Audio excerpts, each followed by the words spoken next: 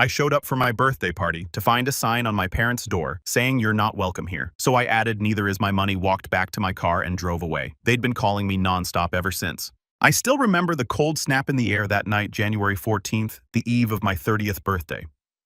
I was holding a small bottle of red wine, the good kind, something I'd picked up from a local winery during a solo trip I'd taken to clear my head the year before. It was meant to be a gift for my parents, something to celebrate, maybe laugh over dinner, reminisce about childhood stories, even endure a few cringy baby photos. My mom always loved to pull out when guests were over. That's how I pictured it anyway. A quiet dinner with my family, maybe a cake at the end. Nothing big, just normal comforting. But when I pulled into their driveway, everything already felt off. No extra car parked out front like I'd expected, no balloons, no lights in the window, just the porch light casting a dull yellow over the door like it had for the last 2 decades. I told myself maybe they were keeping it low-key this year. I hadn't asked for anything, just mentioned I'd be coming over after work. It wasn't like I was expecting a party. Then I saw it. A sheet of paper taped crookedly to the front door. Just one line written in fat black marker. "You're not welcome here." I stood there for a second, gripping the wine bottle with both hands, rereading the words like maybe I was misunderstanding them. Maybe it was a joke. Some prank my younger cousin might pull, but the handwriting was unmistakable. My mother's slanted dramatic cursive with extra loops on the Y and the H. My stomach dropped. At first I thought I was hallucinating. Surely no one puts that on their own front door, not for their son, not on his birthday. But then I heard it. Laughter, not distant echoes, not TV noise, actual voices, familiar ones. My dad's low chuckle, my sister's high-pitched laugh, my brother-in-law talking loudly over everyone like he always does. Plates clinking, the oven timer beeping. Someone said, "Pass the bread." The dog barked once and was immediately hushed. They were having dinner. My birthday dinner without me. My first instinct was to knock, to just demand an explanation, ask them what was going on, what I did wrong. But something in me, something old and worn down, stopped me. A part of me that had seen this coming in slow motion for years, like a car veering off course in an icy parking lot, tires spinning, no one at the wheel. So instead, I took out my phone and snapped a photo of the sign. Not out of pettiness, out of necessity, like proof that it had really happened, that I hadn't imagined it. I walked back to my car, set the wine bottle on the passenger seat, and just sat there for a while watching the house through the windshield. They didn't even notice. No one peeked out, no one texted, no one cared. That was the last time I saw my family in person. For context, my name's Blake and I had just turned 30. I'd been living about 40 minutes away from my parents' house since I was 24, after finally landing a stable job in digital marketing. Nothing flashy, but I'd worked hard for it. My relationship with my family had always been a little strained. I was the quiet one, the middle child sandwiched between a golden child older sister Lauren and a loud, reckless youngest Eric, who still lived with my parents at 27 and somehow managed to make himself the center of attention every time we were all in the same room.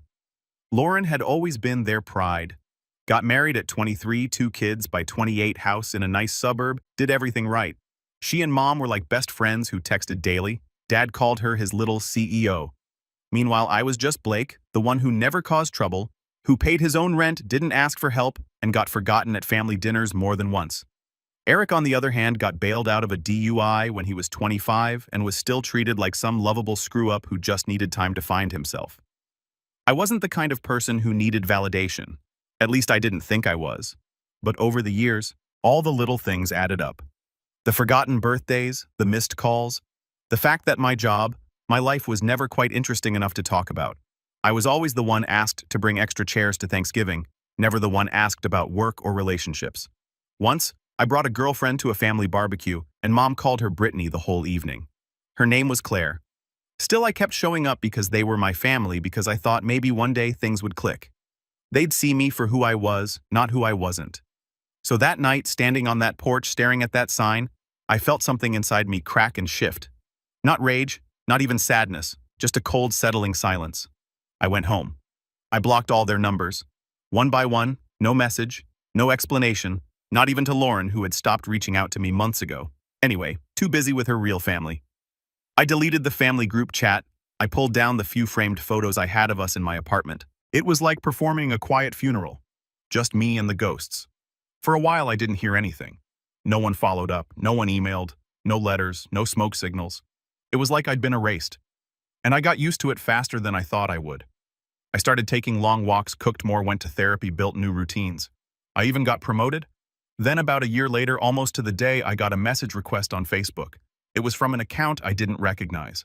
The profile picture was blank, but the name was unmistakable. My father, Blake. I know you're upset, but we need to talk. It's urgent. I stared at the message for a full minute before clicking out of it. My hands were shaking. I didn't respond. I didn't even block him. I just left it hanging there like a rotten fruit on a dead tree. 2 days later, another message. This time from Lauren. I don't know why you're still acting like this. What happened last year was a misunderstanding, but now we really need you. Mom and Dad are in trouble. Please answer. That one hit differently. It wasn't just the message, it was the tone. Like I was the problem, like I was punishing them unfairly. I read it again, and all I could think about was that sign on the door, the laughter, the way they didn't even notice I was outside. A week later, the messages escalated. Eric tried calling from a different number. Then my mom emailed me from a church account. They were in financial trouble, facing foreclosure on their house, and they needed help. Money fast. Apparently, Eric had racked up some debt under their names, and Lauren and her husband were tapped out because of some remodeling project. They were turning to me, the invisible son, the one who wasn't welcome, and now they were furious that I wasn't leaping in to save them. It got worse after that. Guilt-trippy texts, long emails about family bonds, and how could you do this to your own mother? Even a voicemail from my dad practically growling that I was being dramatic over one mistake, and that I was letting a grudge ruin the entire family. I didn't delete any of it. I was saving it because something in me had changed that night on the porch, and I wasn't going to let them rewrite the story this time. But what they didn't know, what they still don't know, is that I'm not just ignoring them. I'm planning something, and they're not going to see it coming. I didn't respond to any of their messages right away. I just watched them come in one after another, each one layered with guilt, denial, and a strangely casual sense of entitlement. It was like they'd skipped right over the apology and jumped straight to the part where I was supposed to save them. As if nothing had really happened. As if I should have just brushed off being literally locked out of my own family on my birthday. As if I didn't have a right to be hurt. But I waited. I waited to see if maybe someone would actually acknowledge what they did. Not beg, not manipulate, just own it. They never did. Lauren was the first to break the silence in a big way. She showed up at my apartment unannounced, wearing oversized sunglasses and holding one of those half-melted iced coffees. She always nursed when things were stressful in her life, like when her husband forgot their anniversary or when the neighbor's kid got into a better preschool than her daughter. I didn't even know how she found my address. I know you're mad, she said the second I opened the door, standing on my welcome mat like it had personally offended her. But this is getting ridiculous. You're blowing this way out of proportion. I just stared at her. She looked past me into the apartment like she expected to see signs of misery. A pizza box takeout, cartons, maybe a bottle of cheap wine, and a worn-out blanket on the couch. Instead, she saw a tidy living room, a small bookshelf with novels I actually read, and the faint scent of coffee and pine cleaner. I had made a life a peaceful one, and I think that threw her off. What do you want, Lauren? I asked, voice low. They're going to lose the house, she said, stepping closer, like we were just picking up a sibling argument from childhood. Eric messed up. Mom and Dad are scared. And now they're blaming me for not doing more because I didn't want to take out a second mortgage. But I've got 2 kids, Blake. You don't even have, don't I? Said sharply. She shut up for a second. You weren't even at dinner, I said, still holding the door. The night of my birthday, you weren't there, but you didn't call either. You didn't ask why I wasn't there. I thought maybe you canceled. Lauren. She looked away and her voice went flat. Mom said you didn't want to come. There it was, the lie. So easy, so rehearsed. And you believed her, I asked. After 30 years of being ignored, brushed aside, excluded. After all the times I showed up, supported you, backed you, you really thought I just flaked on my birthday. She crossed her arms. Look, I'm not here to fight. I'm just trying to fix this. We're family. Blake. I let that hang in the air for a beat, then stepped back and quietly closed the door in her face. She left without knocking again. 2 weeks passed. More emails, more texts. My dad sent one that read, "We didn't mean it to be cruel. It was just a hard time and we didn't want drama that night. We needed peace." That one stuck with me. We needed peace. As if my presence disrupted their peace. As if I was the storm. The next turning point came when I ran into my uncle, my mom's younger brother, at a coffee shop downtown. I hadn't seen Uncle Pete in over a year, but he always liked me more than the others. We chatted briefly, small talk mostly, until he brought up the foreclosure. They're talking to everyone they can, he said, trying to get someone to help float them for a few months. I nodded. I heard. You know your dad told me you offered to help but then pulled out at the last minute. My jaw tensed. That's not true, I said flatly. Pete frowned. Yeah, it didn't sound like you. Thought it was weird. So now they were lying. Not just covering up their actions, but rewriting the narrative, trying to turn me into the villain. I knew my parents were good at spinning things. But this was new, and Pete wasn't the only one. Word got back to me through another cousin that I'd abandoned the family in their time of need, that I was bitter over something small, and that I held grudges like a child. That was the last straw. I didn't say anything publicly. I didn't respond to the messages or tell anyone my side. I just started watching, listening, paying attention, and that's when I found out about the account. My mother had opened a joint savings account in my name when I was a teenager. Something she told me was just in case. I never used it, never touched it. But I found out through a quiet conversation with Pete, who used to work in banking, that the account was long closed and that it had been emptied 5 years ago. Over $14,000. Money that was supposed to be mine from an old inheritance. Something left by my grandmother who passed when I was 19. I never saw a dime. Pete looked uncomfortable when he told me. I didn't want to get involved. Blake, but I figured you should know. They said they needed it for Eric's rehab. Eric rehab number 2, if I remembered right. The one he left early because he wasn't feeling it. The one my parents praised him for trying even though he quit and ended up spending the next year couch surfing with friends and blowing through his credit card. I felt sick. It wasn't about the money. Not really. It was about the pattern, the betrayal, the fact that they stole from me quietly, then cut me off when it no longer suited them. They had been using me emotionally, financially, and now reputationally. And when I finally stopped giving, they acted like I was the one who turned my back. I kept everything. Screenshots, voicemails, copies of the old account statements that Pete helped me track down. I started documenting things not out of paranoia but preparation, because I wasn't going to keep playing the role they cast me in. Then came the betrayal that shattered the last piece of me that still stupidly hoped they'd change. It was a Sunday afternoon when I got the message. Not from Lauren, not from my parents, from Claire. Yes, that Claw, my ex. The one they had called Brittany all through that barbecue. The one who broke things off 2 years ago because she said she didn't want to marry into my family. We hadn't spoken since. Her message was short, cold, and devastating. Your mom reached out to me. She said, "You're spiraling," and asked if I'd consider talking to you, maybe helping you see reason. I told her not to contact me again. Just thought you should know. I don't know how long I stared at the screen. My mother? My mother had contacted my ex-girlfriend behind my back, told her I was spiraling, and tried to manipulate her into emotionally re-engaging with me to what snapped me out of my tantrum, dragged me back into the fold. I felt like I couldn't breathe. It was humiliating. It was intrusive. And it was the most grotesque violation of my privacy I'd ever experienced. She hadn't just crossed a line, she had bulldozed through a wall. And for what? Because I wouldn't open my wallet. Because I refused to be their safety net. That night I sat at my desk and opened a blank document. At the top I wrote, "They said I was being dramatic over one mistake." And underneath it, I began writing every moment, every quote, every memory, every lie. I laid it all out in clear detail. Dates, bank records, names, texts. It wasn't for revenge, not yet. It was for clarity. Because when the time came and I knew it was coming, I wasn't going to just walk away. I was going to make sure they never forgot what they did. For about 2 weeks after Claire's message, I couldn't sleep. I'd lie in bed with the lights off and stare at the ceiling, my mind spinning like a scratched record stuck in a loop. I kept replaying every moment from that night on the porch. The sign, the laughter, the warmth behind the windows I'd never been invited into. Then the emails, the accusations, the fake victim narratives they were spreading. And now this. My own mother reaching out to an ex I hadn't spoken to in 2 years, telling her I was spiraling. I wasn't spiraling, I was waking up. But in that moment, it didn't feel like strength. It felt like free fall. I didn't tell anyone. Not my coworkers, not the few friends I still kept in touch with, not even my therapist. At first, I just shut down. I went into autopilot mode. Wake up, shower, eat something small, commute work, smile politely at meetings, laugh when someone made a bad joke about spreadsheets, reply to emails like nothing was wrong. I'd always been good at staying invisible. I was raised to be. You learn early, when you're the overlooked one, how to fold yourself small, how to take up just enough space to be tolerated, not enough to be a burden. But eventually, that survival skill starts to feel like a coffin. One night, I stayed late at the office. Not because I had to, but because I didn't want to go home. My apartment had become too quiet. Too still, it felt like a waiting room I'd been sitting in for years, hoping someone would finally walk through the door with answers. Instead, all I had was a cold dinner and that stupid wine bottle I still hadn't opened for my birthday.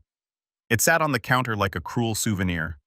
I remember slumping over my desk, the glow of the monitor lighting up my tired eyes, and just whispering, "Why wasn't I enough?" It was the first time I'd said it out loud. It wasn't just about the birthday or the sign, or even the money they took behind my back. It was years of being the second thought, the afterthought, the background character in a family that always made me feel like I had to earn a seat at the table that should have been mine by birthright. And now they wanted help, not because they saw my value, but because they saw my wallet. That realization broke something in me. But in the silence that followed, something else started to grow. Resolve. A few days later, I booked a session with my therapist. I hadn't seen her in a while, not since things with Claire ended, and I almost canceled at the last minute, but I went. I sat down across from her, still half in that haze, and I just said, "I think I'm done pretending they'll change." She nodded, didn't say anything, just waited. And for the first time, I told someone everything. Not just the surface level stuff, not just my family doesn't get me. I told her about the sign on the door, the stolen inheritance, the lies they were spreading. Claire? The messages, the guilt trips, everything. It poured out of me like water from a cracked dam. My voice shook. My hands trembled, but I didn't stop. And when I was done, she sat with it for a while before finally asking, "What would healing look like for you, Blake?" That question haunted me for days. I didn't have an answer at first.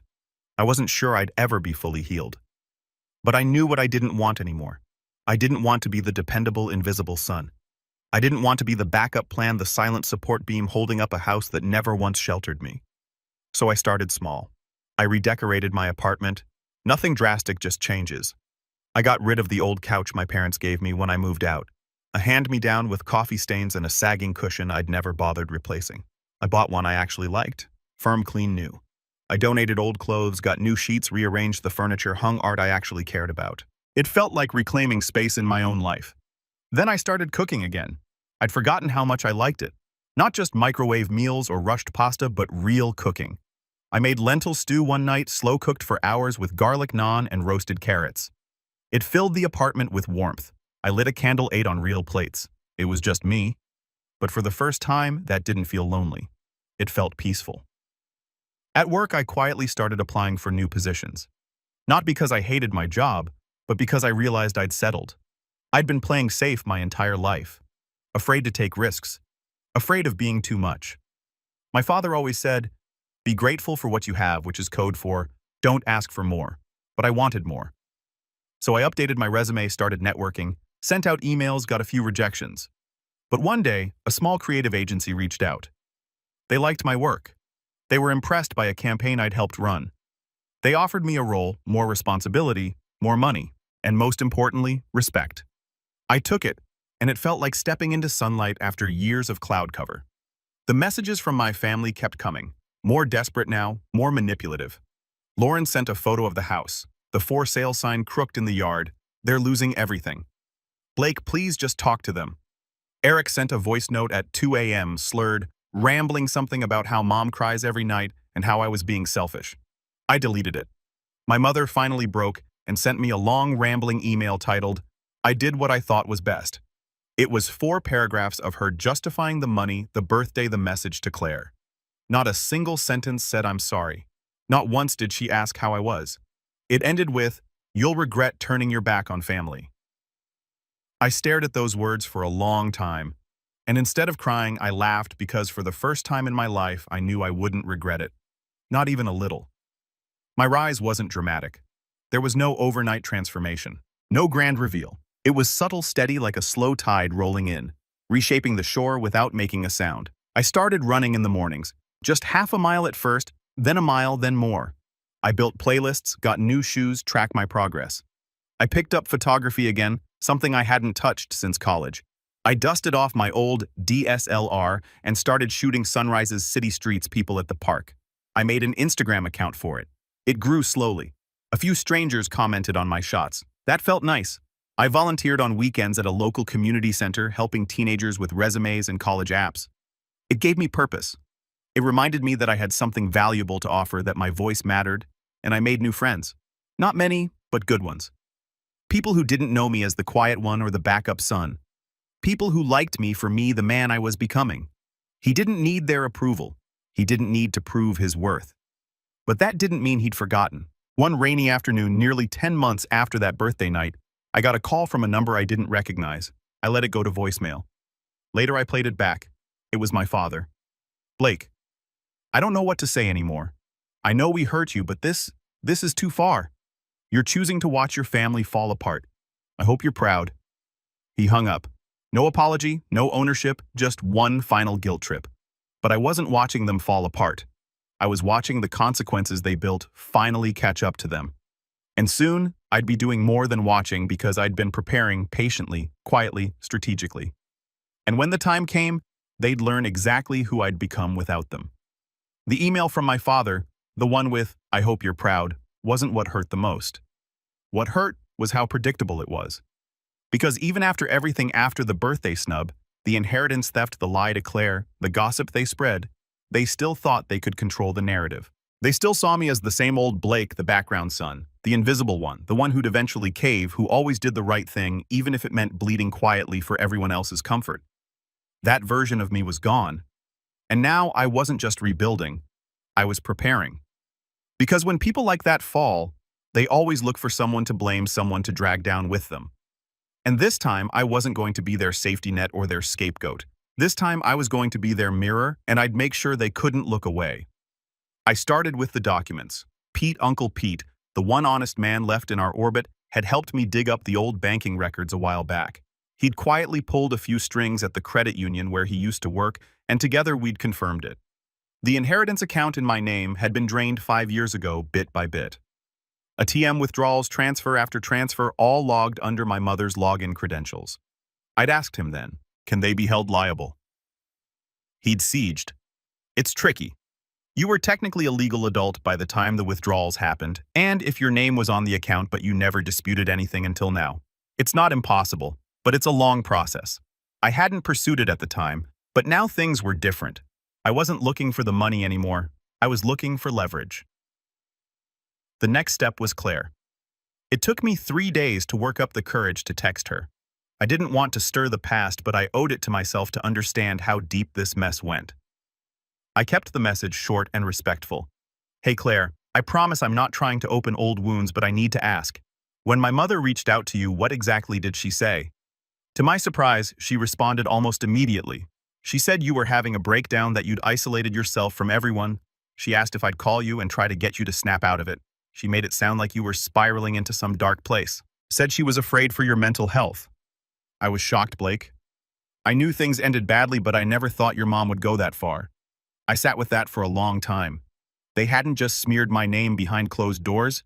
They were weaponizing concern, spinning lies about my mental health to manipulate the people around me. It wasn't just cruel, it was dangerous. I thanked Claire, told her I appreciated her honesty, and then I saved the message, more documentation, more pieces for the puzzle I was building. I spent the next month gathering. I started with old emails, messages from Lauren, my parents, even a few from Eric over the years. Passive-aggressive jabs about how you've always been too sensitive, or you never really pitched, and like the rest of us. I organized them into folders, screenshotted threads labeled voice messages. Then I went deeper. Pete introduced me to a lawyer friend, Maggie, who specialized in financial disputes and family estate matters. I met with her one Saturday afternoon at a quiet little office downtown, handed her a flash drive, and walked her through everything. She listened, asked questions, took notes. When I finished, she leaned back and said, "They might not have committed fraud in the criminal sense, but this is a pattern of financial exploitation, especially if we can prove coercion or misrepresentation. If nothing else, it's civil. And frankly, it's morally bankrupt." That word coercion rattled in my chest like a key in a lock, because that's what they'd done for years. With guilt, with silence, with control disguised as care. And now they were trying to do it again. Only this time, it was me who held the door. Maggie told me we had options whether you want to sue or not. She said, you have a case. You could go public. You could file a claim. You could even approach the bank about identity misuse. Depending on what we find, but first, I suggest you sit on this a bit. Let them keep talking. Let them show you who they are when they think you're still quiet. And so I did. I waited. And as if on cue, they started to panic louder. Lauren called again. I let it go to voicemail. This time, her voice was trembling. Blake, I'm sorry. Okay, I'm sorry. I didn't know about the account. I didn't know about the sign. I've had so much on my plate, the kids work everything. Mom and Dad they're falling apart. They're fighting all the time. Eric's threatening to move out. They might lose the house. Please just talk to them, please. Then, after a pause, she added, You're not this cold. This isn't you, but it was me. Not cold, just awake. No longer the one holding the rope while they played tug-of-war with my dignity. 2 weeks later, I got a call from a number I didn't recognize. I answered this time out of curiosity. Is this Blake Sanders? Yes. This is Officer Rutledge with the County Police Department. We received a report from a Mr. Eric Sanders that you've been threatening the family. He listed your number and email and said, You've been sending harassing messages.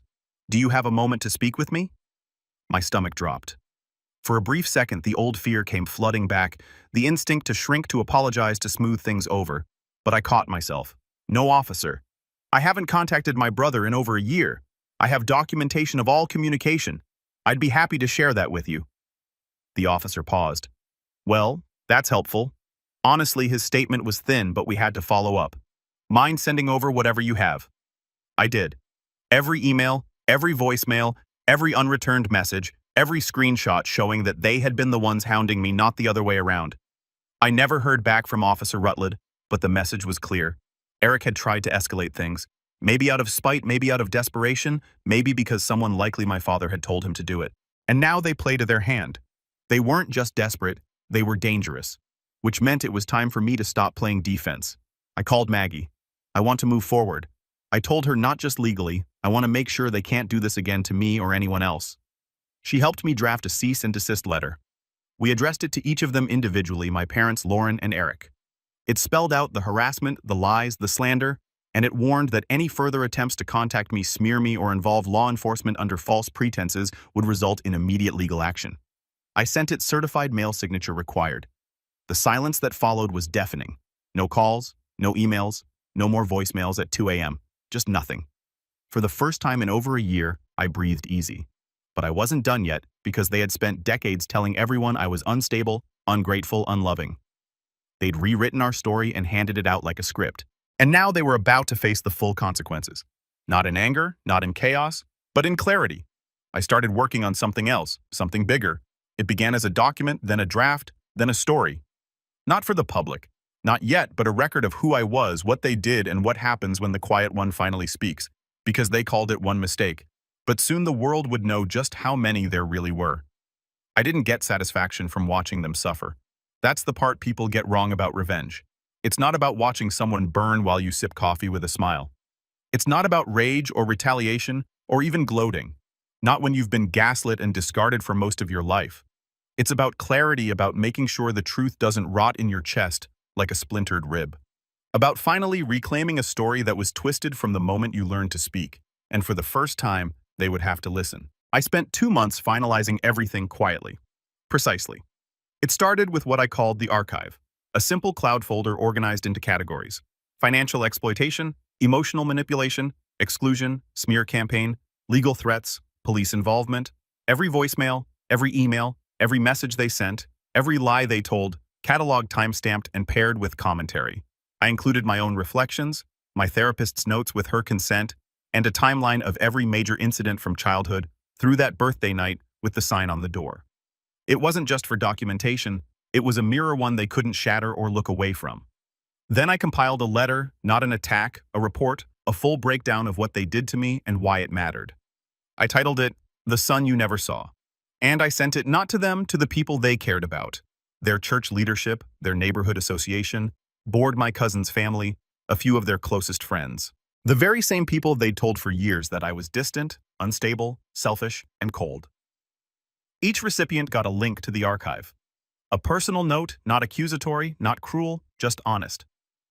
I'm sharing this not to shame anyone, but to tell the story they've never allowed to be heard. I've remained silent out of fear and respect. That silence nearly broke me. I'm not asking you to take sides. I'm just asking you to read. The impact was immediate. I didn't hear from my parents directly. Of course, that was expected. But Pete texted me the next morning. Pete Blake, what you sent out. People are talking. The church board is furious. A few of Mom's friends are distancing themselves. Some had no idea about the inheritance or the birthday thing. One lady said she's known them for 20 years and never once heard them mention you had a job. I almost laughed. 20 years. And somehow I was still invisible even when I wasn't in the room. But now they couldn't pretend I didn't exist. My story was out, unfiltered, uncontrollable, and it spread. 2 weeks after the archive went out, I received a letter from their church. It was formal, but I could feel the emotion behind it. They thanked me for my vulnerability, expressed concern, said they'd reached out to my parents privately to offer counseling. One board member even emailed me personally and said I had no idea. I'm sorry for the role silence may have played in this. The fallout snowballed. Eric's old friends, some of whom were mutual connections from college, started commenting on Facebook. Subtle things, vague quotes, nothing direct, but I knew. And more importantly, they knew their social network was fraying.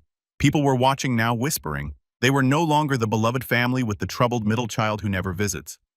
They were the parents who locked their son out on his birthday, drained his inheritance, and then spread rumors about his mental health when he refused to save them. Lauren was the first to crack.